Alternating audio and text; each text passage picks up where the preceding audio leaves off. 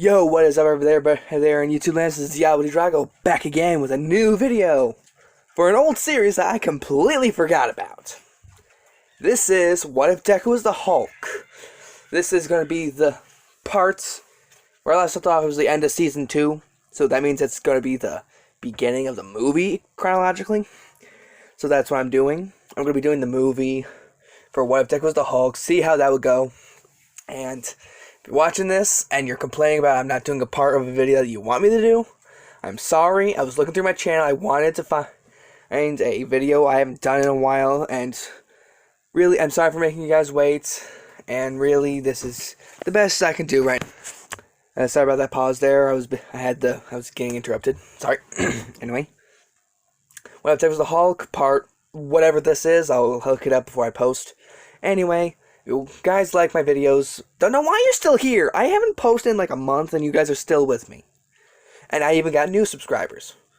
So yeah, thank you for that. I am really, really grateful for sticking with me. Anyway, let's get to What If Deku Was the Hulk. Part, whatever this is. And yes, I am going to be doing some really weird stuff. Anyway, we open with All Might on the plane with Deku along with Mina and Sue. They are with him because since he and All Might, both got invitations, they could get +1s. Deku was actually given one of the +1s from All Might, so he got 2. Basically, it's a +2 or 2 +1s, and whatever that's supposed to be, I don't know. I'm not fancy. Anyway, they get to go. Everything's pretty much the same. They're swamped by All Might because they meet each other at the airport, because I'm just going to say that Deku let Mina and Sue know about his relationship with All Might, keeping one for all a big secret, considering how All Might has a powering up and down quirk, similar to Deku's whole rage burst. So yeah. And they are swamped by fans. They get away. Deku does get a little agitated by this, and using that slight agitation gives him a good physical boost so he can jump away with me and Sue while All Might handles the fans. There by the fountain, All Might finally comes around saying, "Sorry guys. Sorry I didn't think we'd be held up." And they're like, don't worry about it. Deku's had plenty of time to train heels anger. Anyway, they actually meet up with Melissa Shield, which is the kind of niece of All Might. The whole thing is kind of weird. Deku, who was very nice to meet him, and Mina and Sue are kind of protective of their green boy. So yeah. Again, I don't know why you guys want the two of them with them. You guys are weird. Anyway, they meet up with David Shield later on, and they have a quick chat, and Deku goes all fanboy, because he is a fan of All Might, but I'd say less so than the actual anime now that I think about it, since he has a quirk, and he wasn't exactly praised, nor was he put down because of it, because there have been a lot of heroes that constantly look angry. So yeah. Deku, Melissa, Sue, Mina, they go for a tour. They're exploring everywhere, where they meet up with Momo, Uraraka, and Jiro, where they end up going to a cafe where they meet up with Kaminari and Mineta. And Deku is hanging around with so many girls, and they are just jealous, because, yeah. Let's say that some people could piece together the whole relationship between Sue and Mina and Deku, though some are oblivious to it. Unfortunately, I would say that the pervs would be pretty observant of it. Yeah. Anyway, they hear an explosion. They go and see that Kirishima and Baku are there. I don't know. I'm just putting them there because of the movie. It helped with the plot. I am just doing it. Now, don't explain my reasoning. Where they end up with Deku meeting Bakugo, and Bakugo is not as furious that Deku's there. He's still Bakugo. He's just trying desperately hard not to piss off Deku, because since they grew up together, he knows what Deku can do when he's pissed off, especially after the whole USJ and or Hosu incident. I have to rewatch the series, but I know Deku's been Hulk for a couple of times. And Deku decides to go for the course too. He let's say just uses one for all. Just one for all, because he doesn't exactly have much to get agitated or angry about at this point. And this is where he just gets I'm going to say he's a lot better with controlling one for all, so I'd say he could use, since he'd be training his entire life, I'd say right now I'd say about 20-ish%. So he clears it within, let's say, 6 seconds, getting number 1. They meet him with Todoroki because he's there because he's related to Endeavor and all that jazz. And really, Deku is there as the kind of mediator of relationships between everyone. Because don't piss off the guy who literally becomes a monster when angry and will destroy everything and not know what happened the next day. Anyway, kind of rambling. They meet up together because they apparently have to go to the reception with everyone, including Mineta and Kaminari. Don't know why you'd feel sorry for those two. Anyway, where the villains actually come and strap everybody in, and Deku, being the time bomb that he is in this what if, when he sees this all going on, he is extremely agitated, and he's actually crushing the railings. Luckily, and everyone there was noticing, except for the villains. The villains didn't know anything about it, but everyone in his class was seeing how agitated he is and trying to calm him down, which eventually leads to Mina and Sue hugging him. Because that's the only way you can calm him down, big green boy. Anyway, Melissa's kind of curious of why they were making sure he's not angry. So he had to explain his quirk called Rage Burst, where when he gets angry or agitated, his strength will increase. And the angrier he gets, the stronger the level of power output. But if he reaches to a certain point, he will transform into a destroyer, let's say. They decide they have to get up there, and Deku taking the lead of the entire thing, because he is the one who probably have the best chance of defeating everyone. And they get to the pass along with Todoroki, who was there. Because it's Deku, he gets mad, he smashes them.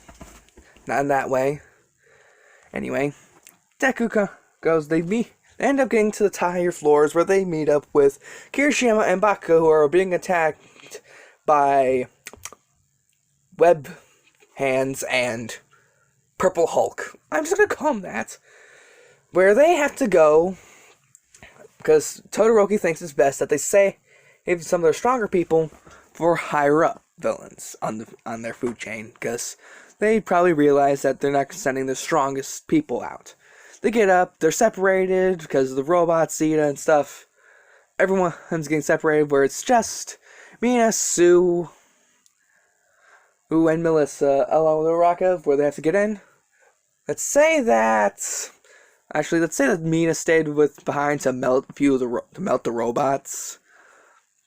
And Sue is helping with the whole transporting up the door and wall thing, where he separates again to help Uraraka with the robots, because let's say Baku's a little slower. Guys, keep him back. They separate. Melissa and Deku are on their way, where they see that David Shield is actually helping the villains, because he hired them to get a certain machine to help a person increase their quirk. And then Deku is just getting PO'd by this, because he's like, you risk so many people's lives for such an invention?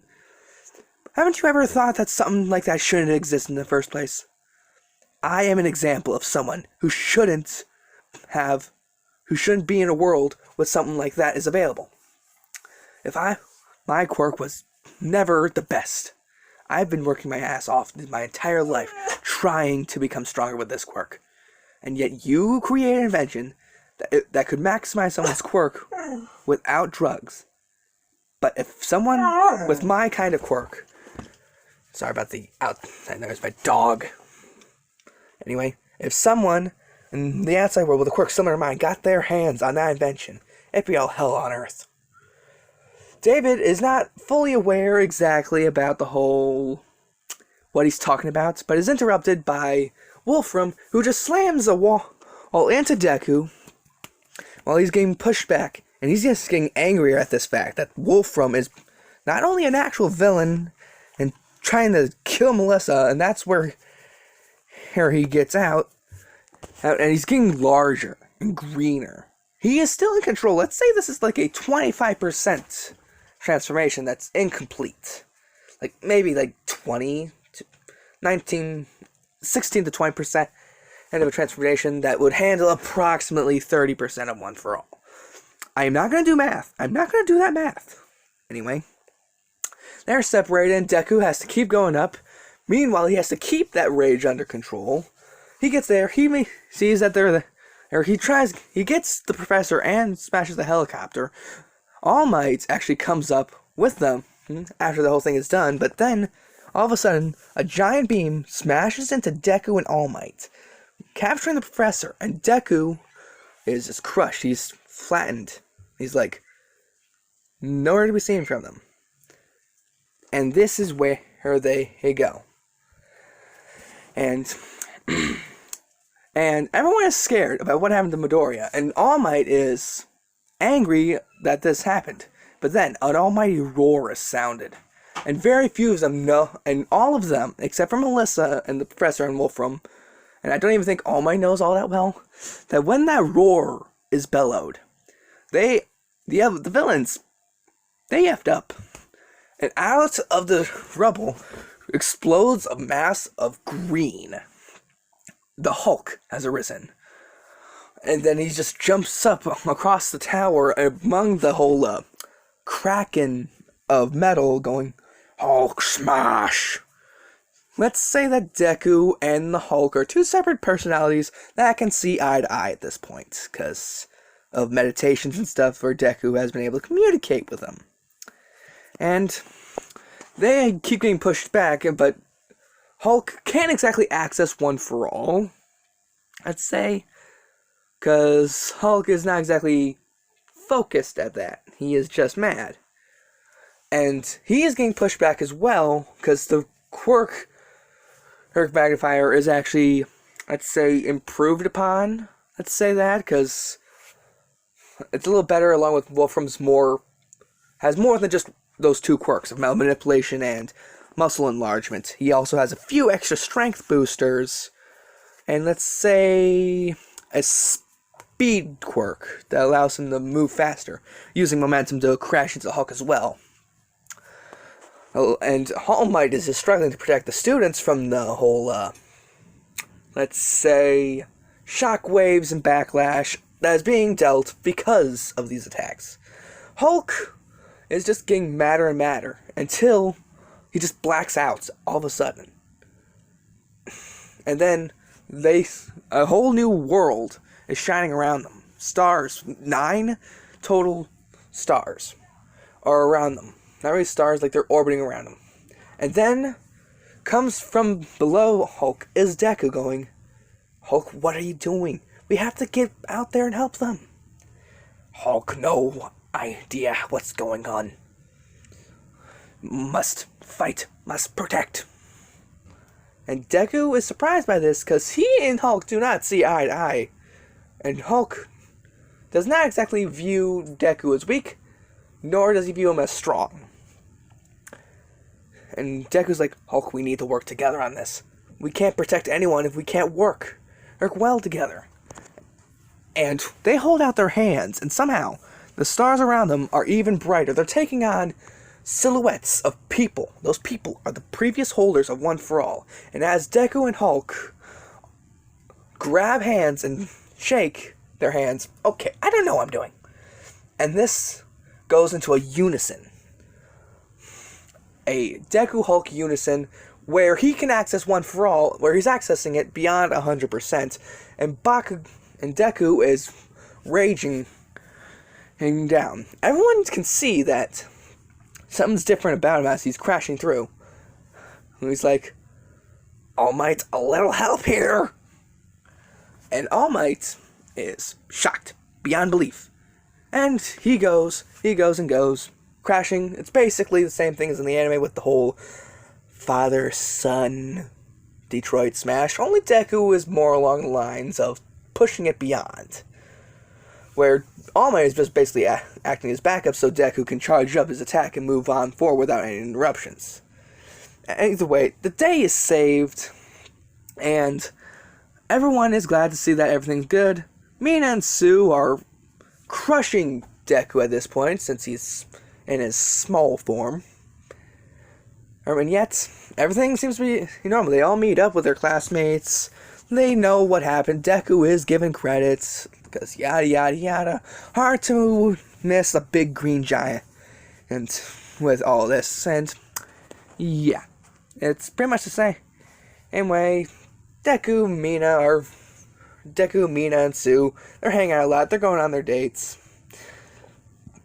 Hanging out, having a good time. Unprepared for what's about to happen in the next season. I better shut it up now. Anyway, that's been this video. Was it any good? I hope it was. I know I'm a little out of sync right now. I've had a lot of shit to go through. Because I live in Michigan, and if you live in America, you know what the coronavirus is doing. It's getting really hard to actually find time in between having to get everything stabilized and being able to post stuff. I'm sorry, and really, I am just glad you guys have been sticking with me. I know I probably don't deserve this, but thanks. Anyway, like, comment, subscribe. Let me know in the comments below what you want to see. I will try to get more videos up as soon as possible. These days, my Wi-Fi is getting a little weird, so it's hard to do anything. So yeah, like, comment, subscribe. I'll see you in my next video. Love y'all. Have a plus ultra day.